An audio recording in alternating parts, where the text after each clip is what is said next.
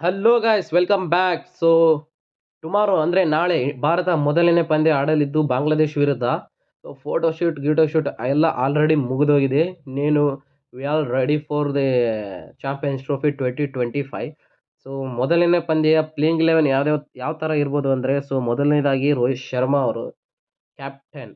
ಅದಾದಮೇಲೆ ಶುಭ್ಮನ್ ಗಿಲ್ ಅವರು, ಆಮೇಲೆ ವಿರಾಟ್ ಕೊಹ್ಲಿ, ಶ್ರೇಯಸ್ ಅಯ್ಯರ್, ರಾಹುಲ್, ಹಾರ್ದಿಕ್ ಪಾಂಡ್ಯ, ಅಕ್ಷರ್ ಪಟೇಲ್, ರವಿಚಂದ್ರ ಜಡೇಜಾ, ಮೊಹಮ್ಮದ್ ಶಮಿ, ಆ, ಕುಲ್ದೀಪ್ ಯಾದವ್, ಹರ್ಷದೀಪ್ ಸಿಂಗ್. ಹರ್ಷಿತ್ ರಾಣಾನ ಯಾಕೆ ಆಡಿಸಿಲ್ಲಪ್ಪ ಅಂದರೆ, ಹರ್ಷಿತ್ ರಾಣಾ ಅವರು ಸುಮ್ಮನೆ ಒಂದು ಪ್ರಾಕ್ಟೀಸ್ ಮಾಡ್ಸೋಕ್ಕೋಸ್ಕರ ಒಂದು 3 ಮ್ಯಾಚ್ ಆಡಿಸಿದ್ದು.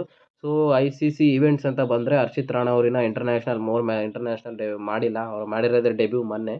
ಹಾಗಾಗಿ ಹರ್ಷದೀಪ್ ಸಿಂಗ್ ಆಡ್ತಾರೆ ಚಾಂಪಿಯನ್ಸ್ ಟ್ರೋಫಿನ. ಹರ್ಷಿತ್ ರಾಣಾ ಆಡಲ್ಲ.